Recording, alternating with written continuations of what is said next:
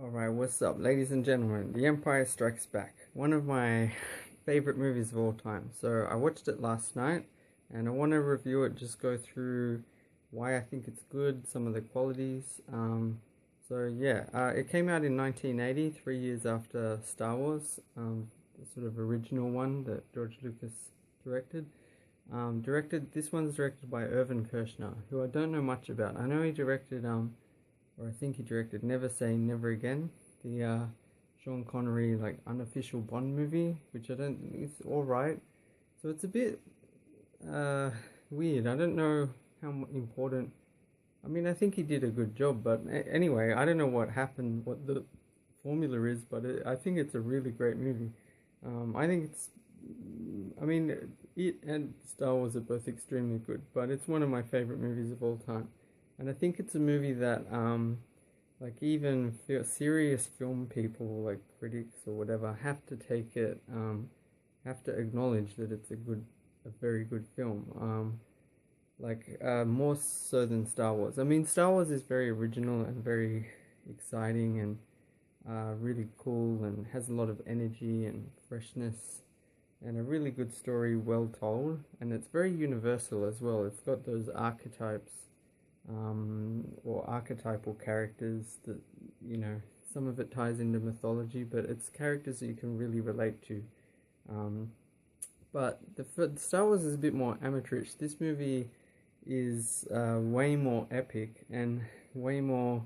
You can tell they spent a lot of money on it, and it seems comparatively much more professional and organized. I don't necessarily think it's perfect, but I don't know what perfect means for a movie.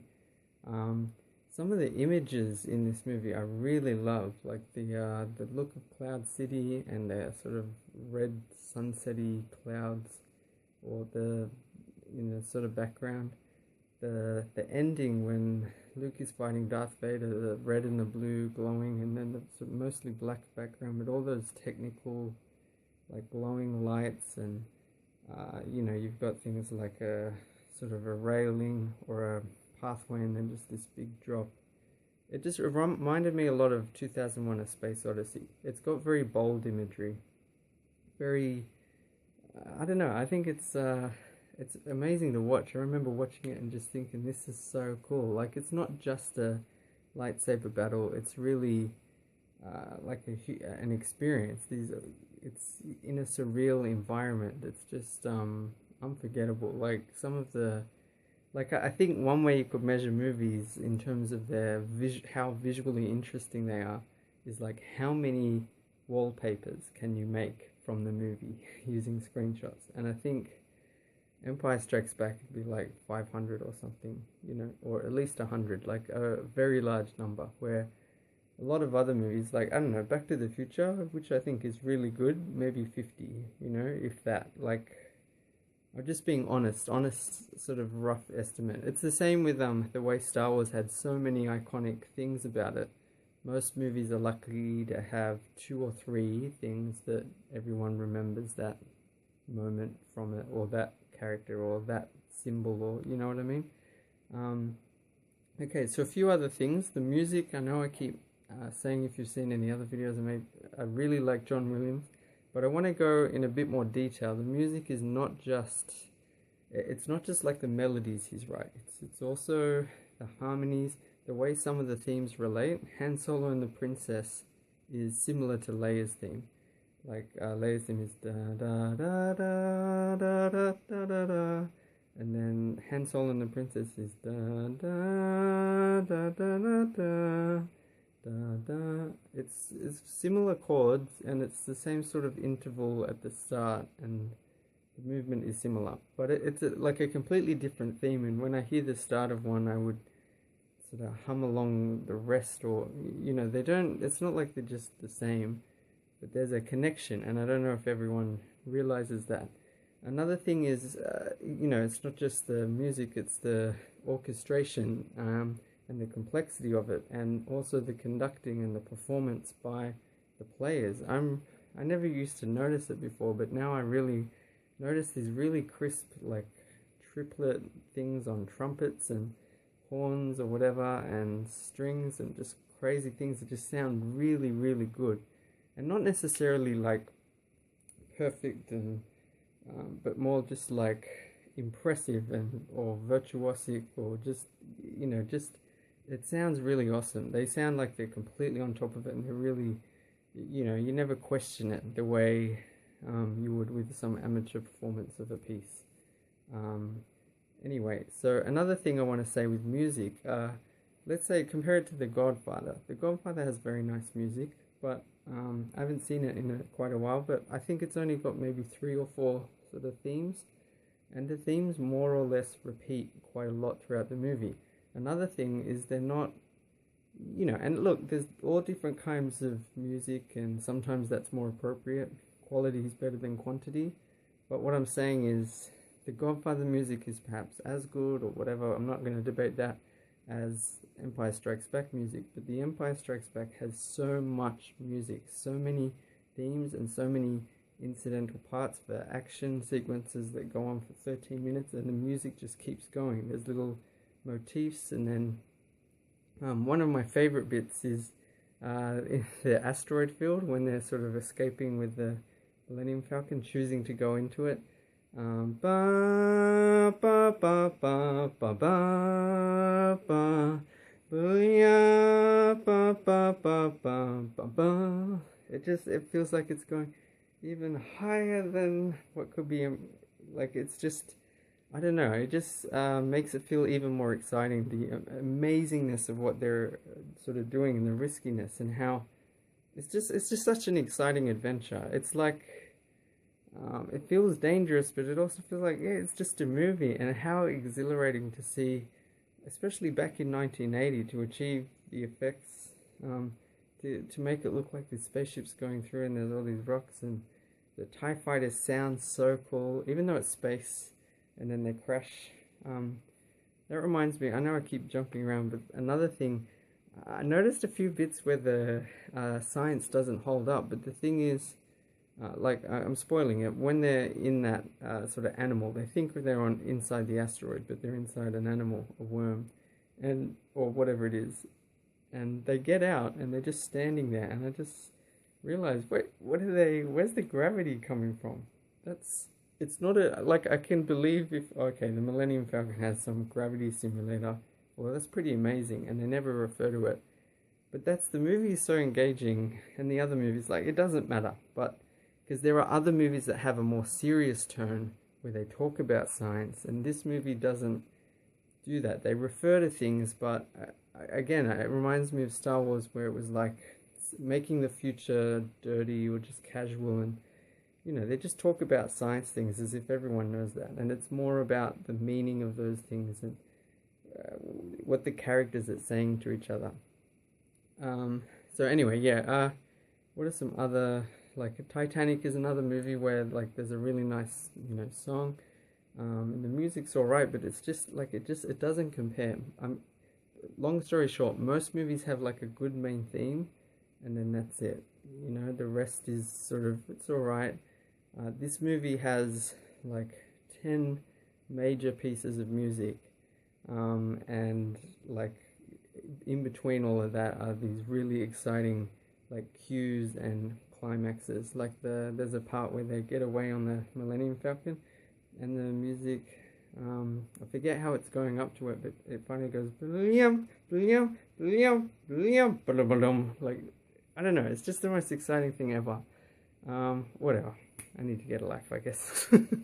No, I think it's an awesome movie. A few other things. So right from the start, the tone is different, obviously, from Star Wars. It's a bit, I don't want to just say it's darker. It gets darker later, but it's different. It's not quite, it's still fun, and there's still a lot of comedy, especially with Han Solo. He's still one of my favorite characters, but I think in this movie I felt more evenly, where I sort of liked every character, and they all got things to do.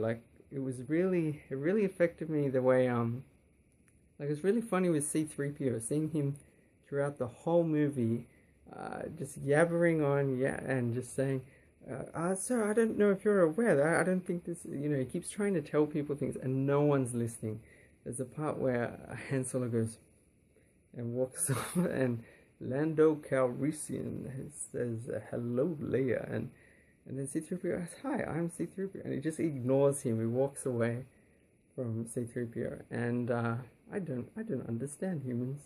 There's a few times people are sarcastic to him. He just I start to feel bad for him. But he is annoying as well, and that's the important thing. It's a little bit like with Jar Jar Binks, where I watched episode 1 again, and I realized like he's annoying, but he's meant to be annoying. He's annoying to the characters, but he can actually be kind of funny to us and I think that's what C-3PO is. I would find him annoying, but because the character's annoyed, I get it. It's like, oh, right, they're not actually acting like, oh, isn't C-3PO cool the way he keeps rattling off these. The odds of surviving an asteroid field are 3,720 to 1. Don't tell me the odds. But I think the movie makes an interesting statement that C-3PO is important as part of the group because he sort of explores and gets destroyed, and then there's the funny things where he sort of recites it later, like, oh, what's going on here? Stormtroopers! Ah, I've been shot! But the fact that Chewbacca seems really upset and goes and finds the parts and is fighting, it's really cute when those little monster, sort of ugly goblin guys or whatever are like throwing around the parts, and he's like, oh, like and then he spends all this time trying to put him together. I can't remember. Is C-3PO put back together by the end? Maybe in one of the last shots. But it's just really nice. Chewbacca just carries him around. It's a thing I've noticed about Han Solo as well, where he acts all tough, but he really cares about people. There's like one time where I think he helps C-3PO stand up. He says mean things. It's a bit like good friends. They tease each other, but they don't really mean it. And he says, there's a lot of funny lines. There's too many. I can't quote them because I don't remember. They say it so quickly, and it's always, go away, you big piece of lizard hair, or something like that. But yeah, he's really caring. Something I want to talk about is the romance with him and Leia. I felt like I understood it a bit more this time. I think I get the impression he really likes Leia, and right from the start, he likes her a lot, and I think she liked him as well. And I think, okay, the setup after Star Wars I feel like it's a bit like Twilight. That's probably a terrible example, but Team Edward, Team Jacob, or whatever, right? I feel like people didn't know. It was open whether Leia would be with Han or with Luke. So, there's like Team Han or Team Han, I don't know how to say his name, Team Luke. And it's interesting. So then, and I think that they were deliberately trying to tease us at the start of Empire Strikes Back to what the dynamics were. So, but of course, George Lucas had figured out at this stage that Luke was going to go off and become a Jedi and train with Yoda, so he would sort of be out of the scene. So it's natural that Han and Leia would end up together. Something important to mention as well, like the big twist with Darth Vader, that wasn't, when Star Wars was made, Anakin and Darth Vader were separate people. I've been reading about it, and I'm pretty sure George Lucas has acknowledged, like, he was sort of, a lot of it, making it up as he went along, or let's just say there were lots of different permutations and versions. It used to be, it was like going to be 2 movies, and then it was going to be a trilogy, and then a double trilogy, or a triple trilogy, or lots of different versions. Originally, there wasn't a Death Star in Star Wars, and then they ended up bringing that into the movie to give it an ending. And Star Wars, partially as a result, is very self-contained, and it all hinged on whether that was successful. I mean, I'm trying to think of movies. Superman Returns, that was like a reboot, and then it got rebooted again, I don't know, like only a handful of years later. And Spider-Man, they rebooted that after like 5 years. It's hilarious. Yeah, and I don't think I'm not sure when he decided that Luke and Leia were brother and sister. I don't think that was decided by Empire Strikes Back. So when Yoda says, "No, there is another," that's not necessarily Leia. I mean, you can interpret it how you want now, I guess, but they were possibly going to have another character. There's lots of things that were going to be different. But anyway, let's focus on how it is. I think it's just good to be aware of that, because I think some people will say, dude, Luke and Leia was this is like, I know, brother and sister, I know that, but from watching the movies, what you're feeling is different. So yeah, I think Han Solo really likes her. So, but he emotionally, he doesn't like to sort of admit that vulnerability. So he's like projecting his feelings onto her and thinking she likes him, and I think she does.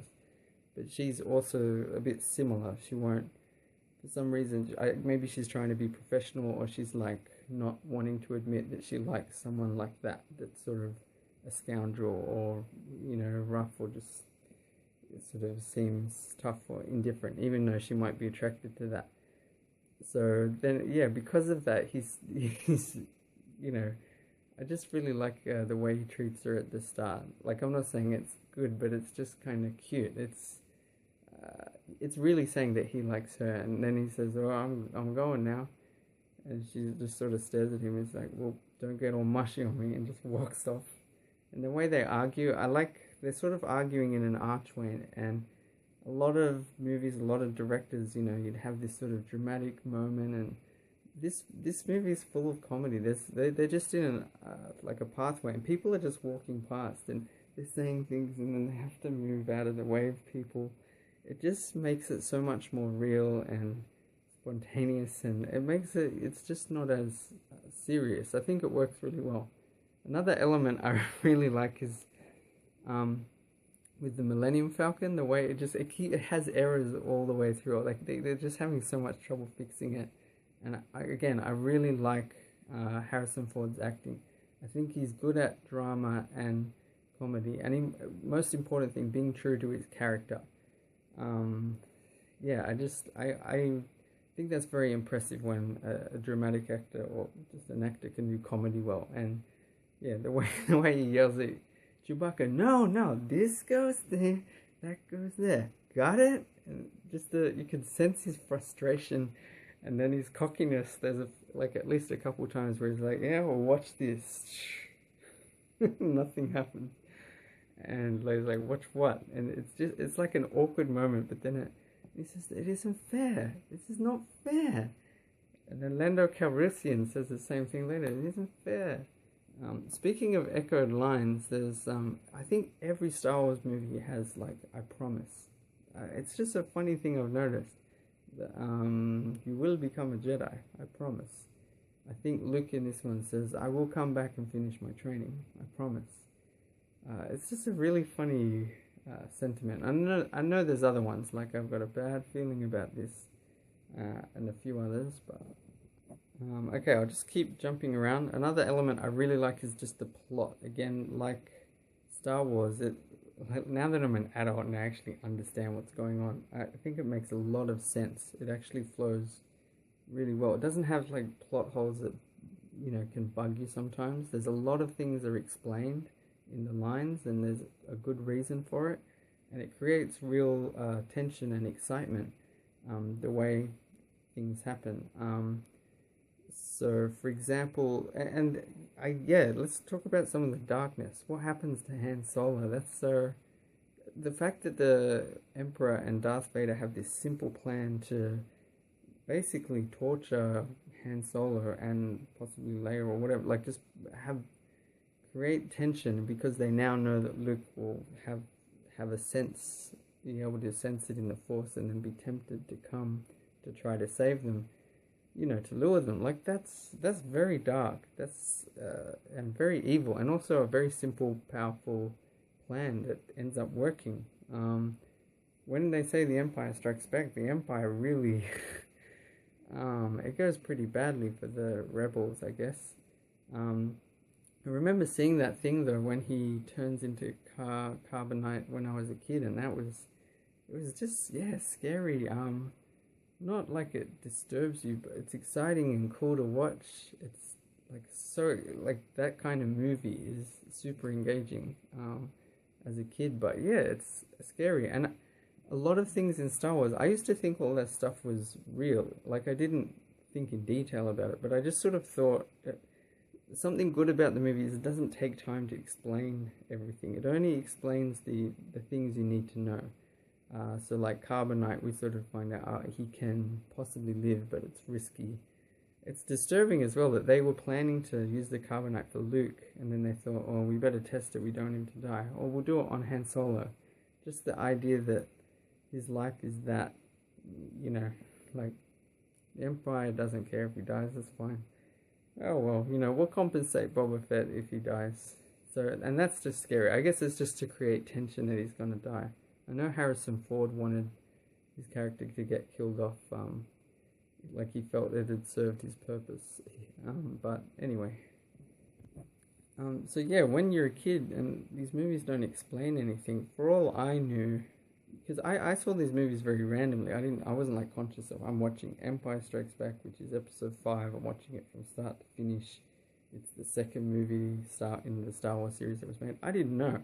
For all I knew, Star Wars there was a TV show as well, or it had been around for there's 20 movies. I have no idea. I was just watching what I was watching, and I felt like, oh, everyone must know what this is. Everyone knows what lightsabers are. And again, I think I was aware of things being made up or being futuristic, but for all I knew, these things were legitimate things that would eventually exist. The same for like the aliens and stuff. Like, I don't know what age I was when I finally realized, wait, actually, we don't know anything about aliens. We've never seen, or we don't have any evidence of any aliens ever. So all of this stuff is completely made up, and just using imagination, and all the stuff about future technology. I think when I was a kid, because there was consistency between different movies and stuff, I thought we must know that this is what was going to get made, and this is what things are going to be like in space, but it's all just made up. I didn't realize that. Okay, something else I gotta go into is Frank Oz playing Yoda. I don't know, I really love those moments where he's sharing his wisdom about the Force and about the universe. I really like his lines, a lot of them. Judge me by my size, do you? And the way we're not this crude matter, he sort of touches Luke. The way he interacts, and I don't know, it's just magical. The close-ups of his face looking around. It's a really good acting. I think George Lucas sort of pushed for him to get nominated for Best Supporting Actor, but it didn't happen. And Frank Oz didn't mind, but I think it's on that level of like just like a really awesome character in one movie to just have that much of an effect and to be that influential. I'm sure.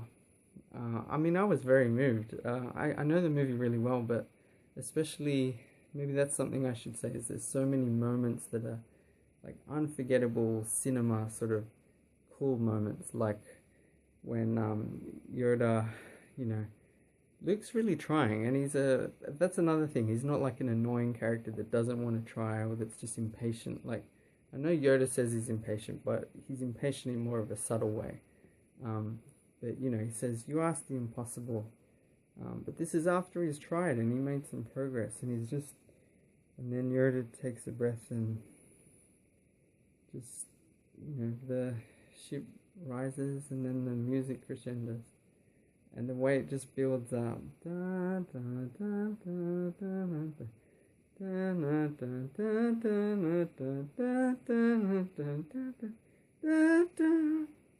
it's just like I don't know, it's wonderful. And there's so many moments like that.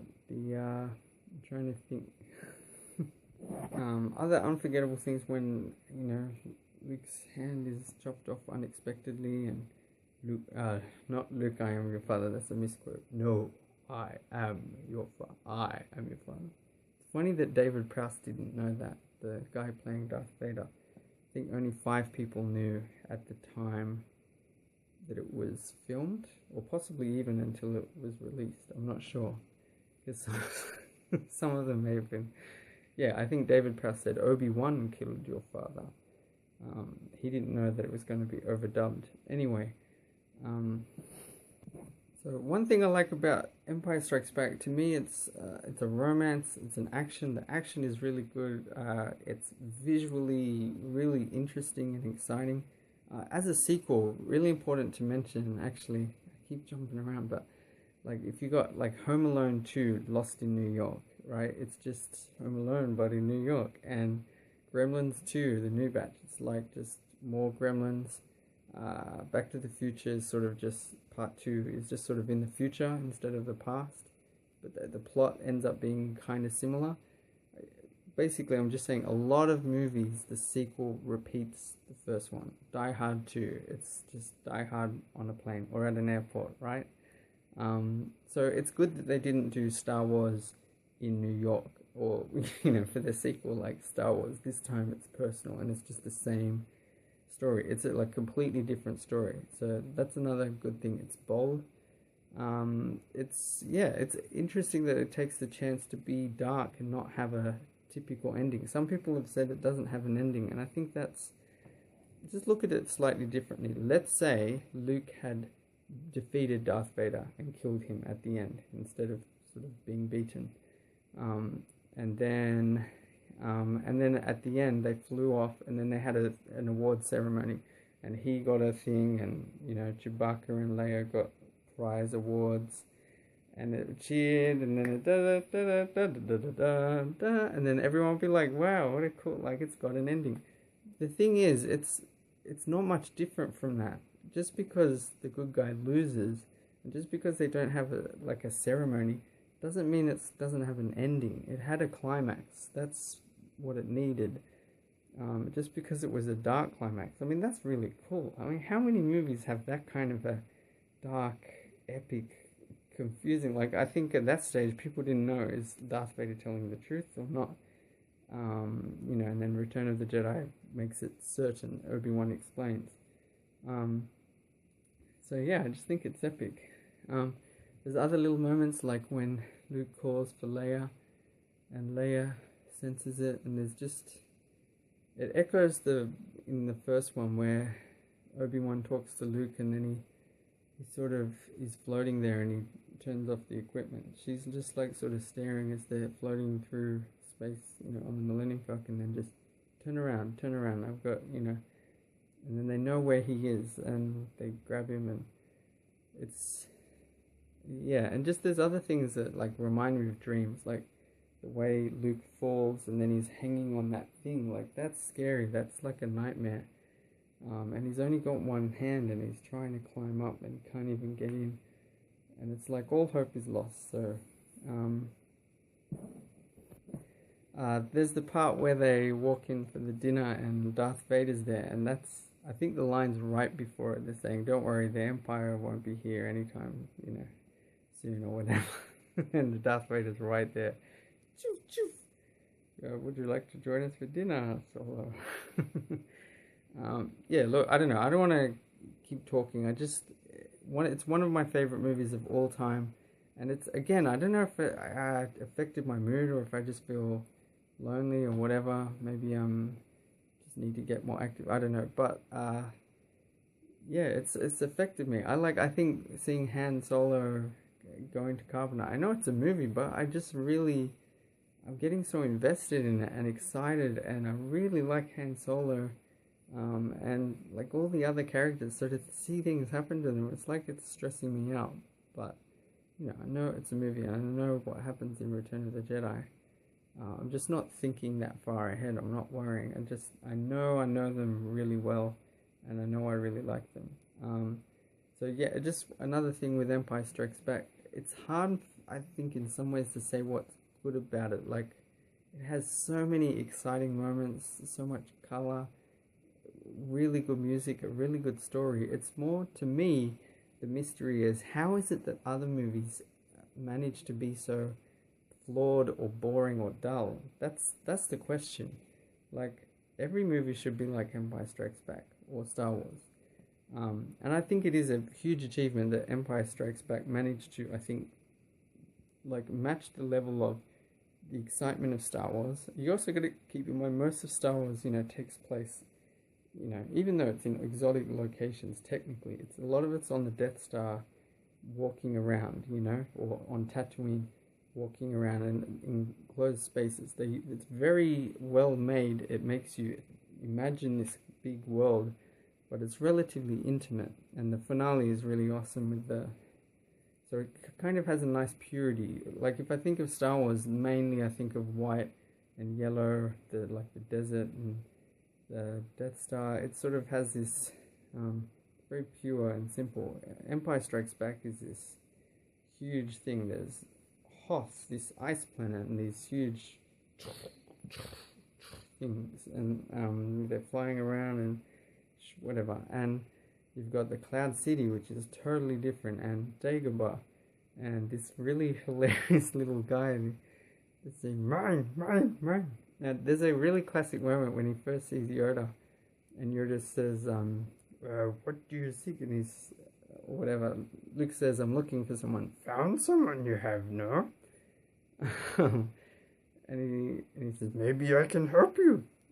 And he says, "No, you can't. I'm looking for I don't think you can. I'm looking for a great warrior." And there's a close-up of Yoda in his face. He just seems insulted. And it occurred to me that Yoda was probably, or this is my interpretation, Yoda might have just helped him straight away and said, "I am Yoda. I will help you learn to be a Jedi." But because he said he just dismissed Yoda, Yoda was like, that's it. So Yoda just decided to act like a little annoying creature and just he just wants food.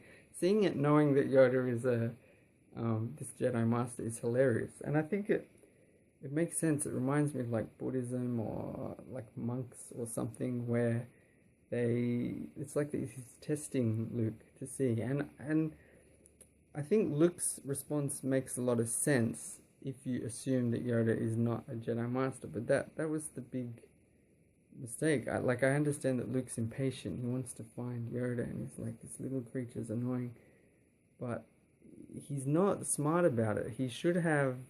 I think he wasn't curious enough about this little green guy. He should have just started asking him questions and being a bit more respectful and saying, "Okay, maybe we can eat," But he just dismissed him. That was his big mistake.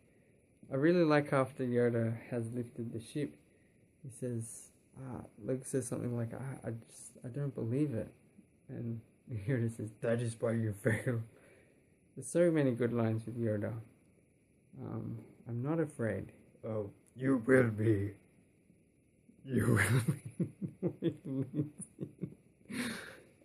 He's like cute and also awesome at the same time. But like I said, I love the bits on the Millennium Falcon where they're constantly trying to fix it, and the toolbox lands on Han Solo's head, all of that stuff. So yeah, I don't know if I mentioned it's also like a comedy, romance, all of these things, and it's I don't feel like I fully understand how it happened to work so well. And to have such great imagery that it's just unforgettable, and the boldness to have this to be so dark, but to really well set up Return of the Jedi.